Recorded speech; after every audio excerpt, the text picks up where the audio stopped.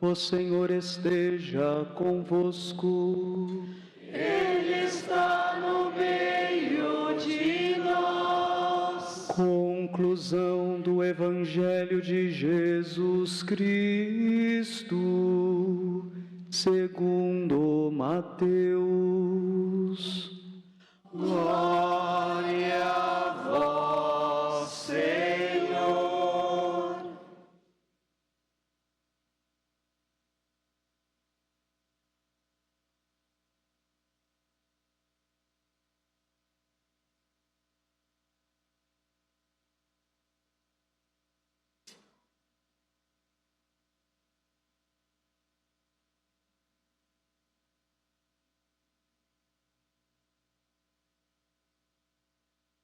Naquele tempo, os 11 discípulos foram para a Galileia, ao monte que Jesus lhes tinha indicado. Quando viram Jesus, prostraram-se diante dele. Ainda assim, alguns duvidaram. Então Jesus aproximou-se e falou: toda a autoridade me foi dada no céu e sobre a terra. Portanto, ide fazei discípulos meus todos os povos, batizando-os em nome do Pai, e do Filho e do Espírito Santo, ensinando-os a observar tudo o que vos ordenei. Eis que estarei convosco todos os dias, até o fim do mundo.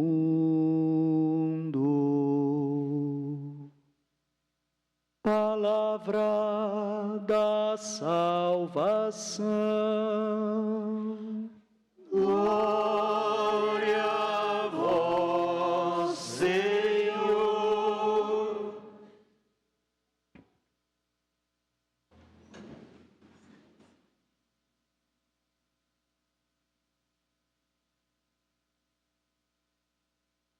Meus queridos irmãos e irmãs, como já no início era feita referência ao contexto que nos reúne para esta celebração, hoje nós estamos celebrando a Ascensão do Senhor. A Ascensão do Senhor é, portanto, a sua subida para o céu. Toda vez que nós professamos a fé, quando rezamos o creio, nós mencionamos este artigo da nossa fé, que Cristo subiu aos céus, onde está sentado à direita do Pai. Com a subida de Jesus para o céu, ocorre a sua perfeita glorificação. A glória que na encarnação de Jesus estava escondida na sua humanidade. Quem olhava para Jesus não tinha imediatamente condições de saber que nele está a plenitude da divindade. Portanto, os olhos, o olhar simples e humano em relação a Jesus poderia inclusive cair num engano, que ali estava um simples homem. Não fosse as suas atitudes, as suas atividades taumatúrgicas, ou seja, os milagres que ele realizava, que era a manifestação do seu poder. Um simples olhar para Jesus não revelava imediatamente a glória da qual ele provinha e que também ele tinha por ser Deus. E, no entanto, esta glória oculta na humanidade de Jesus, inclusive no Calvário, a partir da sua ressurreição e de modo eminente na sua ascensão, quando ele volta para os céus e no céu recebe a honra de estar à direita do Pai, esta glória foi restituída. E o que isso chama a igreja a fazer? Aquilo que os discípulos fizeram quando viram Jesus ressuscitado. Prostraram-se diante dele. Jesus merece a nossa adoração, Jesus merece o nosso louvor, Jesus merece a nossa consideração, Jesus merece o nosso afeto, Jesus merece a nossa fé, porque toda a autoridade lhe foi dada. Se nós sabemos por respeito humano valorizar as autoridades que estão diante dos nossos olhos, muito mais respeito, fé, consideração, obediência nós devemos ter em relação a Jesus, cuja autoridade supera todos os poderes que existem neste mundo. Depois, com a ascensão de Jesus, nós temos o envio da igreja. São Lucas, há 2 relatos sobre a ascensão. No Evangelho de São Mateus, um relato curto, e na primeira leitura, São Lucas, nos Atos dos Apóstolos, nos dá um relato longo, nos dando algumas informações que nem mesmo os Evangelhos nos dão. Por exemplo, quantos dias demorou a ascensão em relação à Páscoa? 40 dias, São Lucas vai contar. Depois, São Lucas nos conta, no início, que ele escreveu tudo aquilo que Jesus fez e ensinou. E esta informação é importante para falar da missionariedade da igreja. Porque se a igreja é aquilo que São Paulo dizia na segunda leitura, o corpo de Cristo, do qual ele é a cabeça, ou seja, ele orienta, mas nós é que executamos as suas obras no mundo. Esta informação que é dada por São Lucas é muito importante, porque em Jesus há uma perfeita coerência entre o seu dizer e o seu viver. Inclusive Santo Tomás de Aquino, a esse respeito, diz: Jesus é o mestre dos mestres, porque ele faz para depois ensinar. Os discursos, os sermões, as pregações de Jesus decorrem do seu agir. Há uma eloquência, não só nas palavras, mas na própria vida de Jesus, que nos ensinam de fato qual é o nosso caminho. Portanto, meus irmãos, se queremos de fato ser missionários, à semelhança daquele que é a cabeça do corpo, deste corpo que é a igreja, é preciso começar pela via do testemunho. Hoje, nós não podemos reclamar da quantidade de pregadores que temos. Nós temos muitos pregadores, mas, sobretudo no mundo de hoje, nós precisamos de testemunhas. Precisamos de pessoas que acreditam e agem de acordo com aquilo que acreditam. Precisamos de uma coerência entre as nossas ideias e a nossa vida. E é isso que o Evangelho apela para nós hoje, quando nos envia para sermos missionários. Ser missionário não é, antes de tudo, falar sobre Jesus. Ser missionário é deixar que os nossos gestos anunciem Jesus. E São Francisco, a esse respeito, diz uma frase que já nos é conhecida: é preciso pregar continuamente e, se necessário, utilizar palavras. A nossa presença precisa ser um sinal da presença atuante de Jesus no mundo. Santo Tomás, ele dá 4 causas para a ascensão. A primeira causa que ele dá: a ascensão de Jesus é a glorificação da humanidade. Jesus, quando se encarna, assume uma condição humana. Desde toda a eternidade, ele é Deus. Mas num dado momento da história, que São Paulo chama de a plenitude dos tempos, ele assume aquilo que Deus ainda não tinha: carne. Ele assume a condição humana. E quando volta para o céu, não deixa esta condição. Portanto, quando Jesus sobe para o céu como humano, toda tentação para dualismo é superada. Que a alma é boa e o corpo é ruim. Que há algo no homem que Deus despreze. Há um homem que sobe para o céu. E ao subir para o céu, ele conduz a humanidade junto de si. O segundo motivo da subida de Jesus é para despertar nos seus discípulos a fé. Na convivência com Jesus, os discípulos estavam demasiadamente apegados ao relacionamento sensível com Jesus.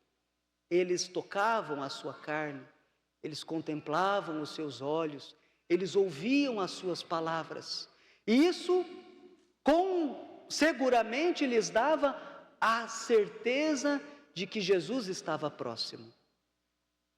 Agora, com a subida de Jesus para o céu, e a sua palavra que diz, eu estarei convosco todos os dias até o fim dos tempos, aqueles discípulos e nós, como igreja, precisamos aprender a encontrar o Senhor presente no mundo pela esperança e pela fé.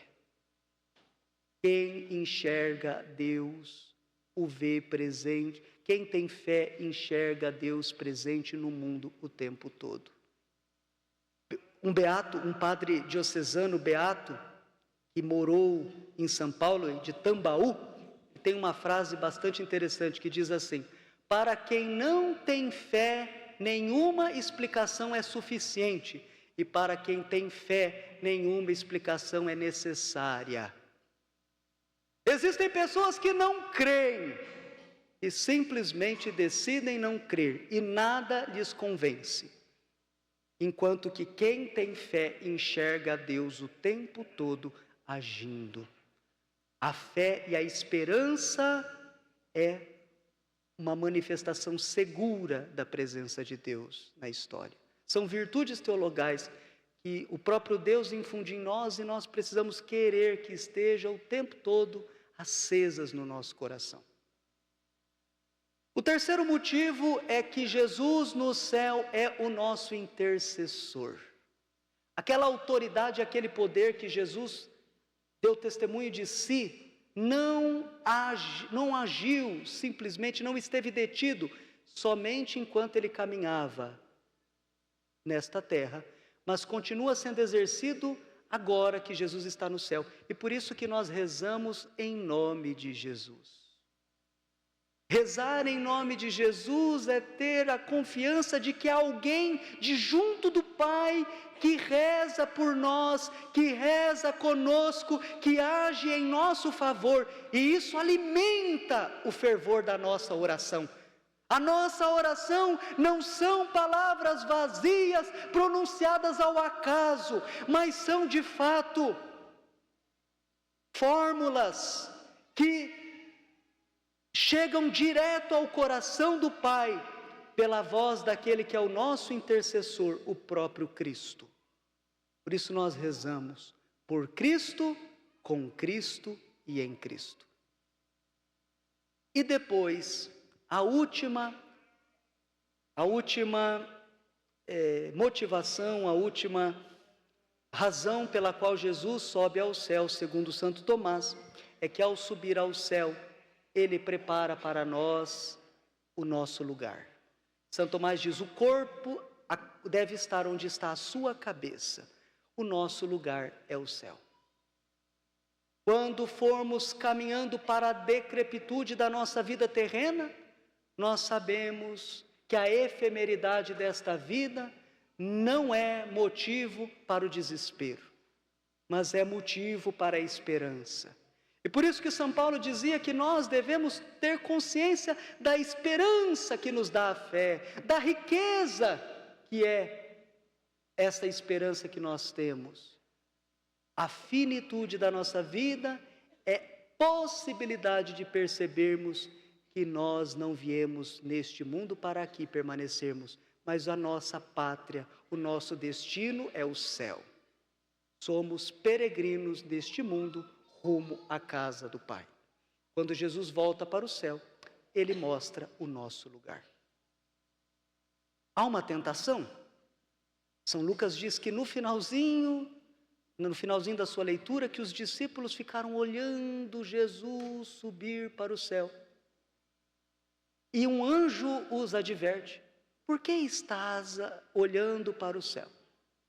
Este Jesus virá como o viste subir. O que isto significa? A fé não pode ser alienação. Por causa das coisas do céu, nós negligenciamos as coisas na terra. Justamente é o contrário. A esperança de ir para o céu nos compromete com uma vida bem vivida, santamente vivida. E por isso que Jesus disse que os discípulos deveriam batizar e ensinar a observar tudo quanto ele ordenou. Por isso, um teólogo chamado Anselm Green, ele diz: o céu começa em você. No sentido de que aquilo que ansiamos para além desta vida começa quando o nosso coração se abre a Deus e a sua palavra. O céu começa aqui. Aqui não termina. O céu caminha para uma plenitude, mas seguramente céu e inferno são uma decisão do agora da nossa história. Meus irmãos, acompanhemos com o nosso olhar a Jesus, mas que Ele nos acompanhe no nosso caminho, que é a travessia para o céu. Amém.